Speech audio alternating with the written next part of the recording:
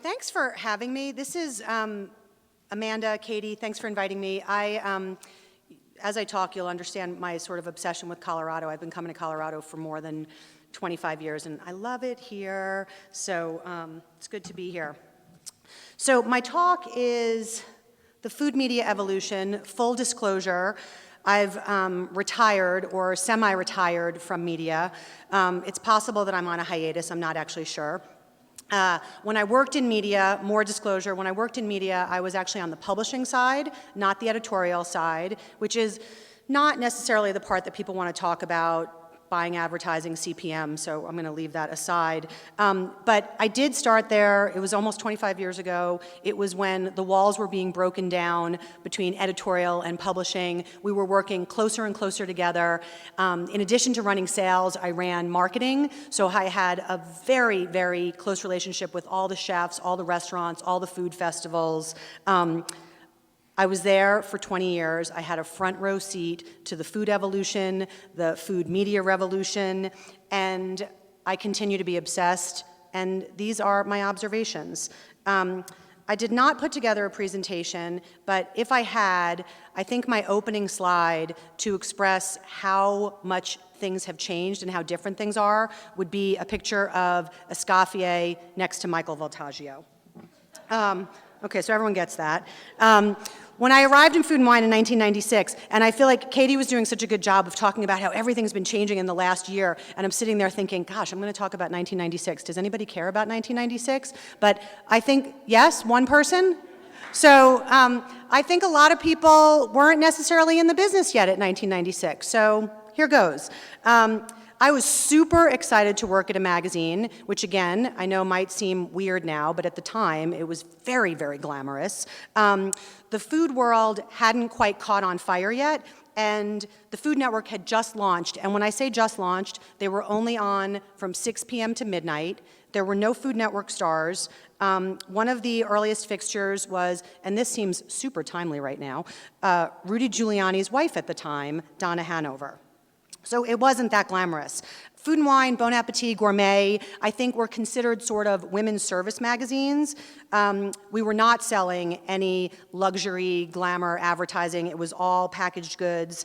My first year at the Food and Wine Classic in Aspen, I was so excited to meet Julia Child and Marcella Hazan. And I bring that up because at the time, the Food and Wine Classic in Aspen was all about cookbook authors. It wasn't about celebrity chefs yet. Food Network obviously made all these chefs famous, Bobby Flay, Emeril Lagasse. Martha Stewart's Living, I think, really is what taught us that food was a lifestyle.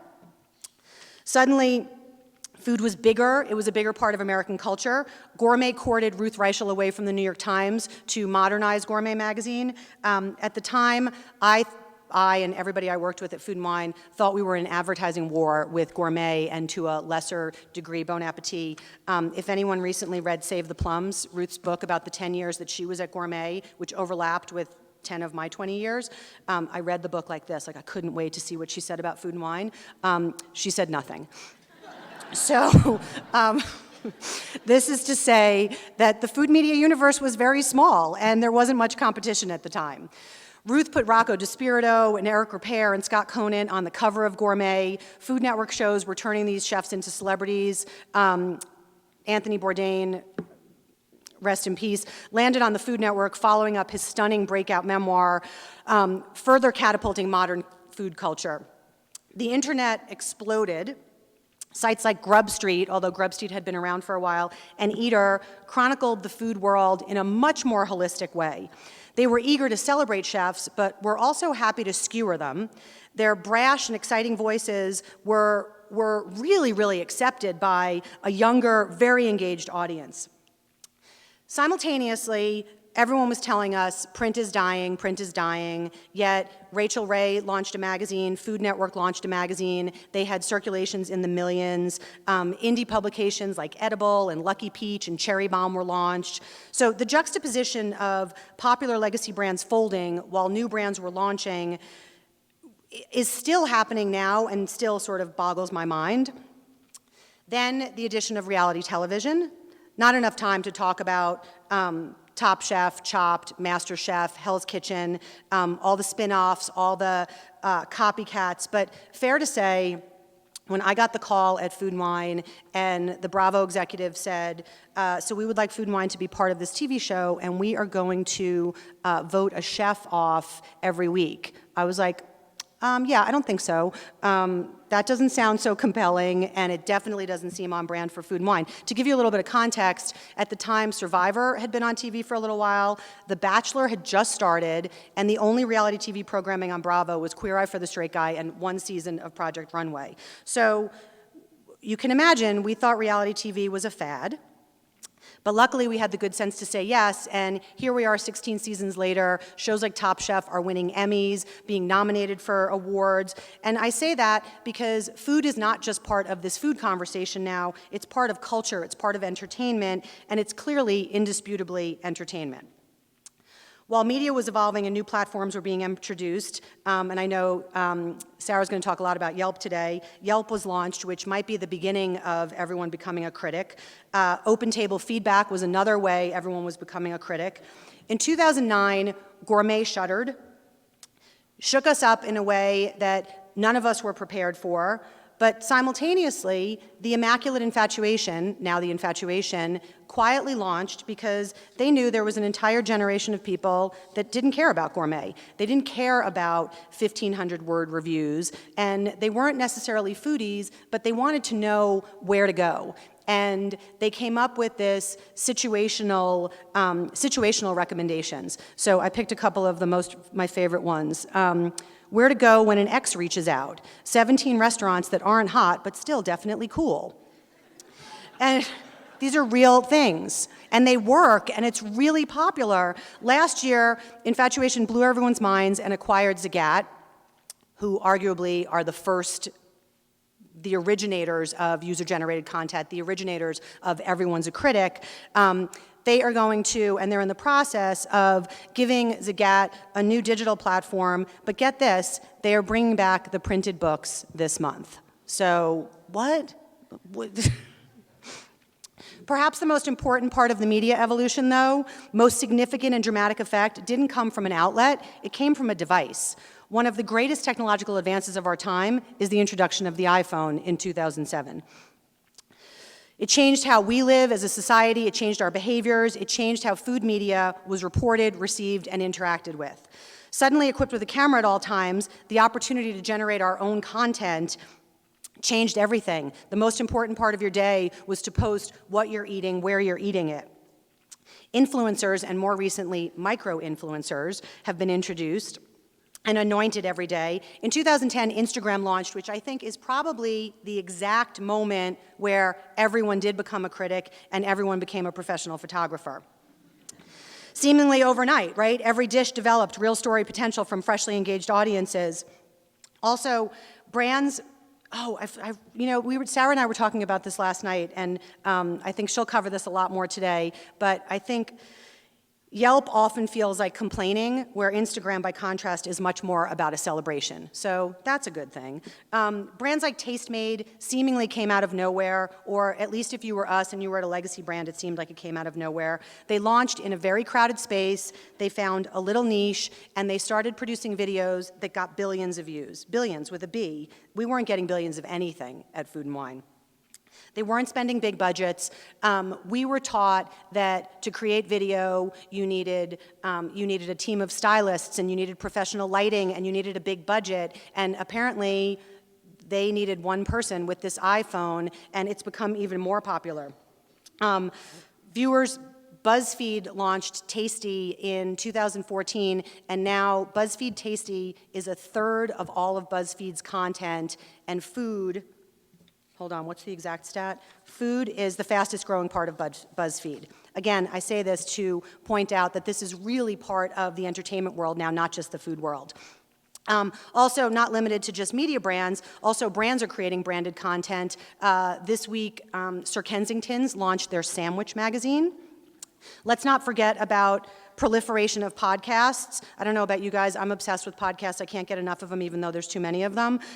We can listen to every chef alive, be interviewed, we can get career advice, we can get recipe instruction, we can get culinary history lessons. So here we are.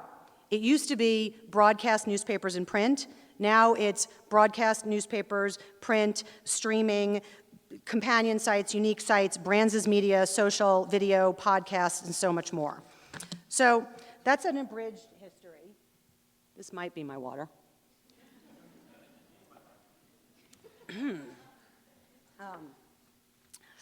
Admittedly, an abridged history and very much my history from my view of the last 20 or 25 years. When I was asked to speak today, and I came up with the title, Everybody's a Critic, not because I believe everyone shares the same degree of influence as critics. Like, I love a real critic, and we had a big discussion at dinner last night. Should we talk about the Peter Luger review in the New York Times? Should we not talk about the Peter Luger review? Do you think the answer was yes or no? We're not going to talk about it. And I mean, now I am going to talk about it. The reason we're not going to talk about it is, the reason I wanted to talk about it was because I think it's the most perfect example of how media is no longer a monologue, it's a dialogue. You know, Pete Wells puts this review out there, and now he gets all these responses, which I thought was great until somebody on the internet said he was trolling, and I kind of didn't like that, so that was why I took it out. But regardless, it also made me realize another name for this talk, instead of Everybody's a Critic, could have been the new dialogue, because it is a two-way conversation, and I think that's the most important takeaway of all this. Most diners are now creating content with their smartphone about your restaurants. They're sharing it across all of these different platforms. And many people are now turning to their friends. I was talking to a group of 20-somethings at my WeWork the other day, and asking them where they get their restaurant recommendations. And they definitely go to the infatuation and they look at the lists, but where they go is they go to Instagram and they look to see where their friends are eating. And they have certain friends who they trust more than other friends, and the point being, you have to look at everything and everywhere, and you can't ignore the power of this. The new dialogue is happening, as I said, every moment. When you're open, when you're not open, not to stress you out, it's happening while you're sitting here. One of the other things I love is you still have anonymous critics who are amazing writers, but you can get to know them on Instagram because you can see where they're going, where they're dining, the conversations that they're having. It's just super interesting. Lastly, and not directly related to Everyone's a Critic and would need a different title, but I certainly thought was a crucial part of this new dialogue, is the importance to be open-minded. Every editor I talked to had lots of different things that they thought were the most important part of the evolution, but they all mentioned the need for more inclusion and more diversity, more diverse voices, telling more diverse stories. But we all agree we can do better and we need to do better. Ruth Reichel was on a panel a few weeks ago at a New York Times food festival, and she was talking about how Mimi Sheridan used to go to all these very ethnic restaurants back when she was doing the reviews in the 80s. And people are sometimes now talking about how all these ethnic restaurants are a new trend. And the ethnic restaurants aren't the new trend. The new trend is that there are younger audiences that are more willing to accept this diversity. So more good things, right? I only want to leave you with good things today. I know it's a lot, yet it only scratches the surface. And I think you can see that I'm excited to be part of this industry. I was excited when I started 25 years ago, and I thought that that was the center of the white-hot center of the universe, being in food then, but it's continued to get more and more and more interesting. And as Katie said, like even in the last year, it's kind of bananas. I know you'll hear a lot about this today. Food will continue to be recognized for the significant impacts it's making on our everyday lives. So what can we do? How can we make a difference? If the evolution of media has created a new dialogue, which I think we agree it has, and everyone is a critic, we need to take this seriously because we all have considerably more power. And I have to say, this community, I know I've only been here for about 20 minutes, but it just feels really good. So I feel like this is where it starts. The power to contribute to this dialogue, to be proud, be responsible, and when I say be responsible, I mean for all the things, to credit your photographers and check your facts and tag your posts, and as silly as it sounds, check your spelling. Like, right? it's a little like old-fashioned media, but like, let's bring it back. Seek to discover the undiscovered, celebrate the unknown, the deserving, not the undeserving, that would be weird. Embrace diversity and its exponential benefits eagerly. Consider who we hire, what we read, where and what we eat. Choices matter greatly, so look to make choices that shed light on stories that need to see the light of day. And if we are all critics, let's agree that positive feedback is useful and even more welcome in an increasingly divided world. Inevitably, we should also use our voices to foster dialogue. Is anybody else realizing the weird coincidence that it's election day while I'm saying all of this? Talking with and listening to one another will make this place a better world. So thanks for having me. I'm excited. I hope you're excited. Thanks. Cheers.